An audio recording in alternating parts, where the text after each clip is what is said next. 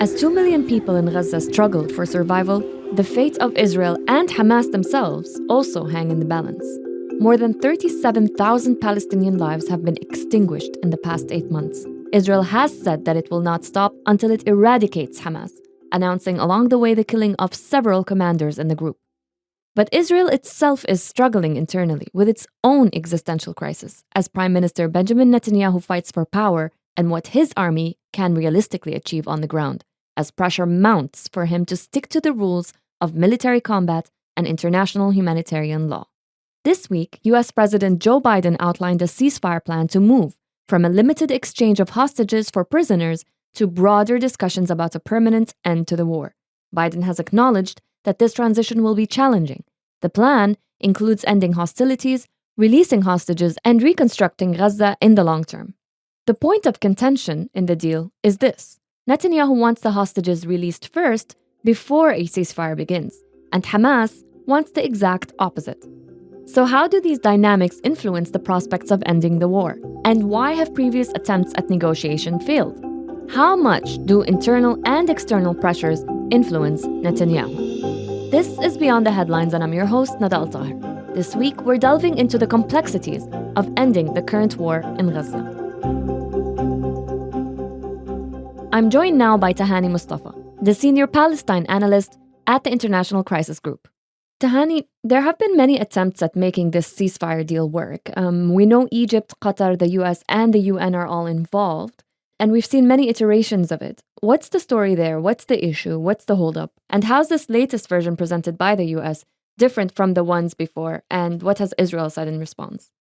So, in terms of ceasefire proposals and what some of the major stumbling blocks have been, it's in many ways quite black and white in that you have two parties to the conflict right now, Hamas and Israel, and both have mutually exclusive goals. So for Hamas, they are insistent on having a total cessation of hostilities, which means a permanent ceasefire, along with the full Israeli withdrawal from Gaza, along with allowing for other sorts of details that goes along with that. So that includes things like allowing sufficient amounts of aid into the Strip, allowing people to return back to their homes from the south to the north. However, for Israel, its objectives still remain very much maximalist, which is that Israel will not end this war, will not engage in any kind of permanent cessation until it has destroyed Hamas in its entirety, which doesn't just mean Hamas as a military wing, but is also looking to destroy Hamas as any kind of administrative governing body, its political and social elements as well. So really, those are two mutually exclusive goals here, especially given that Israel so far has failed to qualify any of its military objectives. If this was just about destroying Hamas militarily, that may have been achievable, but Hamas is far more than just a military entity.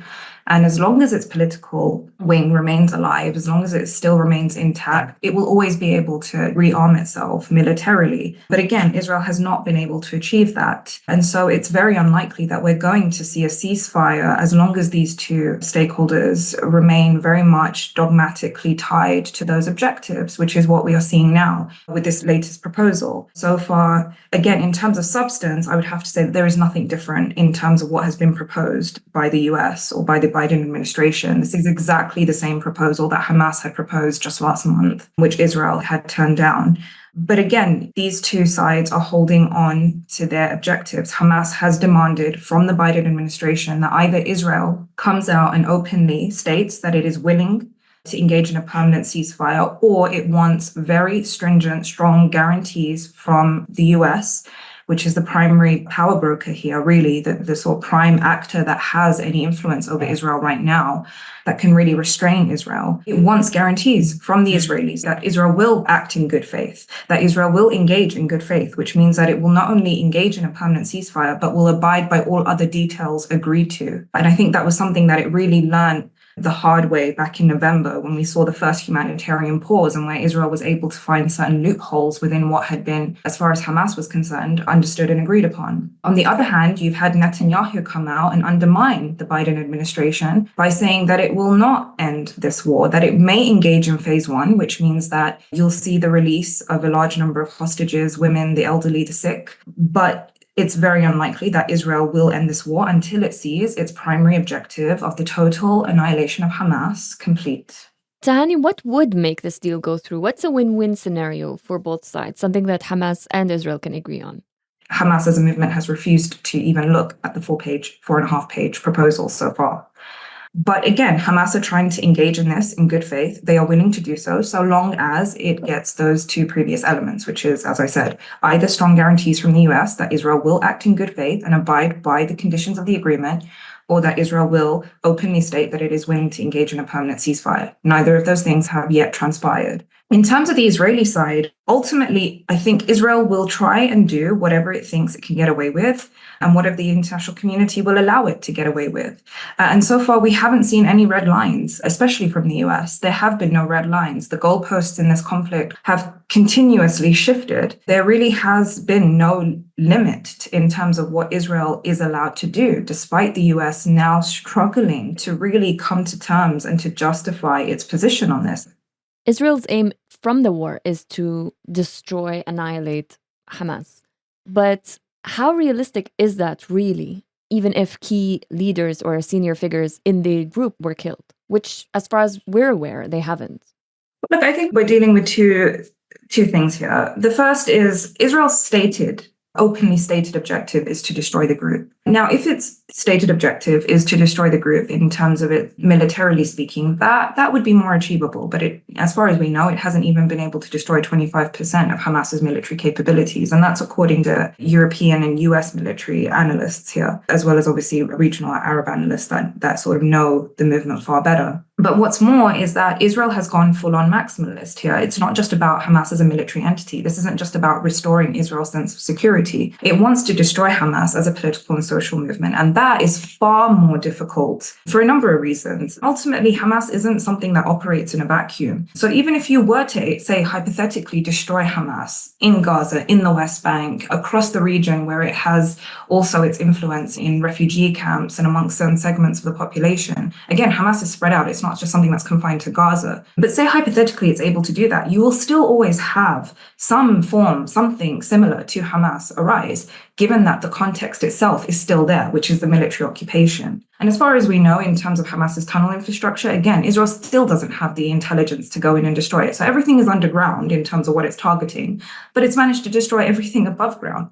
You mentioned tunnels, so let's talk about the Philadelphia corridor, which Israel claims is used to smuggle weapons and artillery by Hamas from Egypt. Obviously, Egypt has rejected this claim and said that any attempted takeover by the Israelis of the corridor is an infringement on Egypt's sovereignty. It also said that an Israeli takeover would be the effective cancellation of the 1979 Camp David Agreement. What do we know of the corridor and Israel's takeover of it, and how significant is that?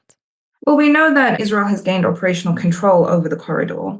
And as you said, as far as Egypt is concerned, this is a violation of its peace agreement with Egypt. But the Israeli line is ultimately that this operation was necessary because that corridor served as basically Hamas's lifeline, which it regularly used, as you said, to smuggle weapons into Gaza. And they've supposedly claimed to have discovered an entire intricate tunnel system around that area. But again, as far as the Egyptians are concerned, they had this under control. As far as the Egyptians are concerned, that they managed to destroy a lot of this tunnel infrastructure. Now, who do we believe? What is the actual narrative here? But again, as I said earlier, from what we can tell in the way that Israel is conducting its military operation, it is very clear that they do not have any sophisticated intelligence in terms of Hamas's tunnel infrastructure, which runs deep underground, which is very intricate.